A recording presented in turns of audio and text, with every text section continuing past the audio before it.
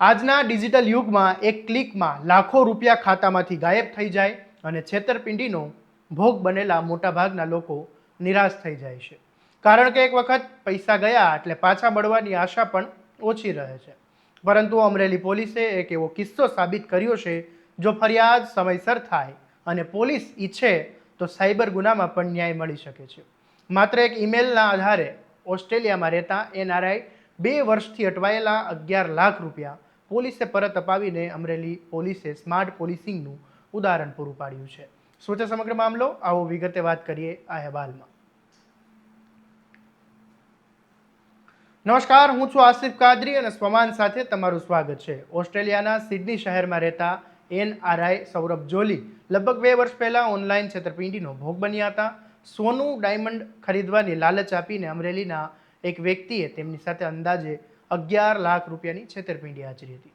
દેશથી હજારો કિલોમીટર દૂર રહેતા સૌરભ જોલી માટે ભારતમાં આવીને કાયદાકીય કાર્યવાહી કરવી સરળ નહોતી. સમય પસાર થતો ગયો અને 2 વર્ષ વીતી ગયા છતાં ન તો રૂપિયા પરત મળ્યા, ન કોઈ ન્યાય મળ્યો. પરંતુ 4 જૂનના રોજ સૌરભ જોલીએ હિંમત કરી અને તેમણે સીધું અમરેલી જિલ્લાના પોલીસ વડા સંજય ખરાતને એક ઈમેલ કરી દીધો.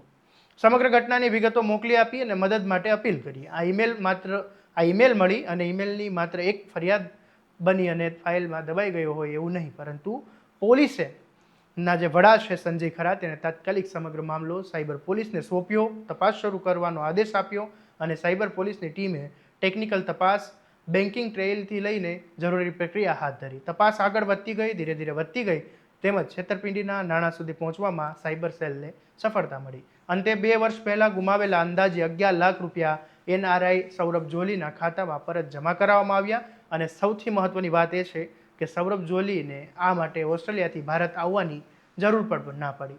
માત્ર એક ઈમેલથી શરૂ થયેલી આ કાર્યવાહી અંતે તેમને ન્યાય અપાવીને ગઈ. ત્યારે આ મામલે અમરેલી જિલ્લાના પોલીસ વડા સંજય ખરાતે શું કહ્યું એ પણ તમે સાંભળી લો.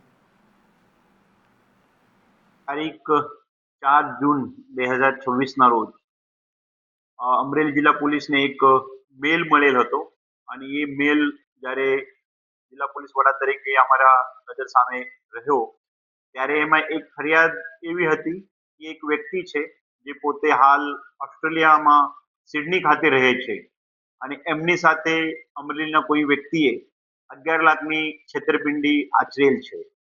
જેથી આપ સૌ જાણો છો હાલ સ્માર્ટ પોલીસનું જમાનો છે અને સ્માર્ટમાં જે પહેલો એસ છે એ સેન્સિટિવ સંવેદનશીલતા માટેનું છે. ટી જે છે છેલ્લું એ ટેક સેવી માટેનું છે અને આર જે છે એ રિસ્પોન્સિવ પોલિસિંગ. તમે કોઈ વ્યક્તિ કોઈ ફરિયાદીની ફરિયાદ આવે એમને કેટલું બહાર મૂકીને એના ઉપર કામ કરો છો તે બાબતની રહે છે. રાજ્ય સરકારની પણ એ બાબતે વખતે વખત સંવેદનશીલતાથી અને જવાબદારીપૂર્વક પોલીસિંગ કરવાની સૂચના છે અને તેના ભાગરૂપે જિલ્લા પોલીસે આ જે મેલ મળેલ હતો એ મેલ કરનાર અરજદારને સામેથી સંપર્ક કરી અને છેલ્લા 1 મહિનાથી એમના સતત સંપર્કમાં રહીને એમની સાથે કેવી રીતે એ સાયબર ફ્રોડ થયેલું છે, એમને કેવી રીતે એ લોભામણી જાહેરાત જે છેતરનાર વ્યક્તિએ છે એમને આપેલી હતી, એમને કેવી રીતે એમને 11 લાખ રૂપિયા મોકલેલા હતા અને 11 લાખ રૂપિયા શા માટે મોકલેલા હતા, આ કામના જે આરોપી છે એને 11 લાખ રૂપિયા કેવી રીતે મેળવેલા હતા તે બાબતે તપાસ હાથ ધરવામાં આવેલ હતી. તપાસના અંતે જિલ્લા પોલીસના એક સાયબર ટીમ છે એ સાયબર ટીમના પીઆઈ તરફથી એવું સામે લાવવામાં આવ્યું કે આ કેસના કામે જે ભોગ બનનાર હાલ સિડની ખાતે ઓસ્ટ્રેલિયામાં રહે છે એમનું સાથે ખરેખર 11 લાખનું છેતરપિંડી થયેલી છે અને એ કેસના જે આરોપી છે એ અમરેલી જિલ્લાનું વતની છે.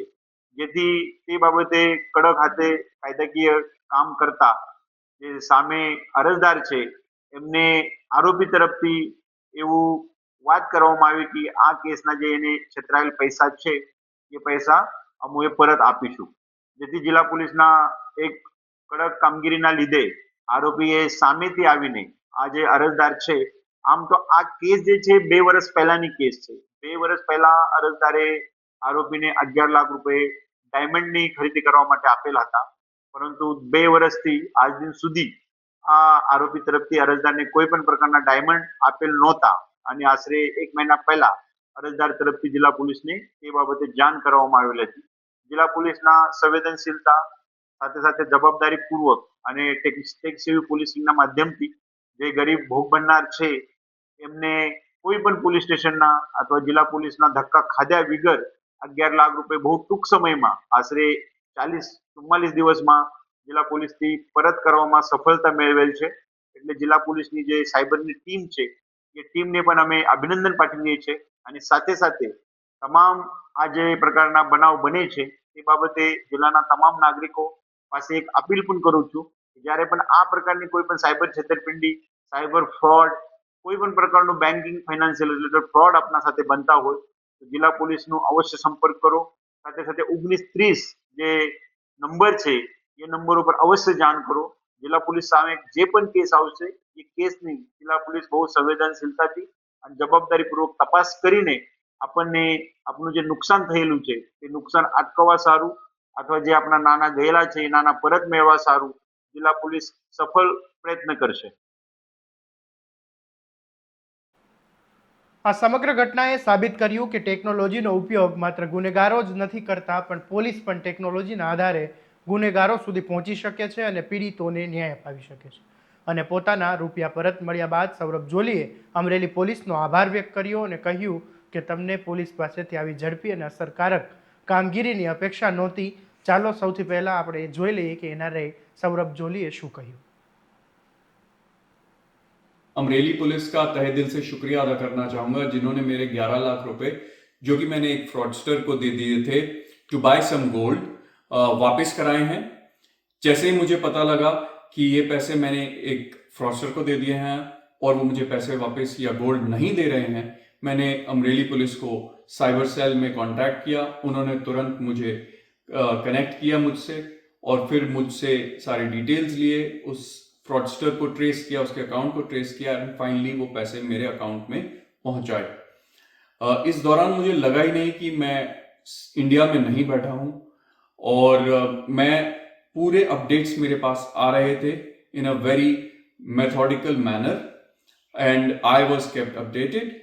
इसके लिए मैं तहे दिल से शुक्रिया अदा करना चाहूंगा superintendent of police Amreli Shri Sanjay Kharat ji और इंस्पेक्टर कमलेश खटाना जिन्होंने मेरा केस हैंडल किया and of course to the political leadership of Gujarat जिन्होंने इतना सेफ साउंड एनवायरनमेंट गुजरात में बना करके रखा है so that earnings of people like us can be safe. સાયબર છેતરપિંડીના વધતા બનાવો વચ્ચે અમરેલી પોલીસની આ કામગીરી અન્ય પીડિતો માટે આશાનું કિરણ બની છે, કારણ કે માત્ર 11 લાખ રૂપિયા પરત નથી મળ્યા, પરંતુ લોકોનો પોલીસ પરનો જે વિશ્વાસ છે એ ફરી એકવાર મજબૂત થયો છે. આ મામલે તમારું શું કહેવું છે અમને કોમેન્ટ બોક્સમાં જરૂરથી જણાવજો અને અમરેલી પોલીસ માટે તમે શું કહેશો એ અમને જરૂરથી કહેજો. અને આવા જ દરેક અપડેટ માટે તમારા સ્વમાનને લાઇક, શેર અને સબસ્ક્રાઇબ કરવાનું ભૂલતા નહીં. નમસ્કાર.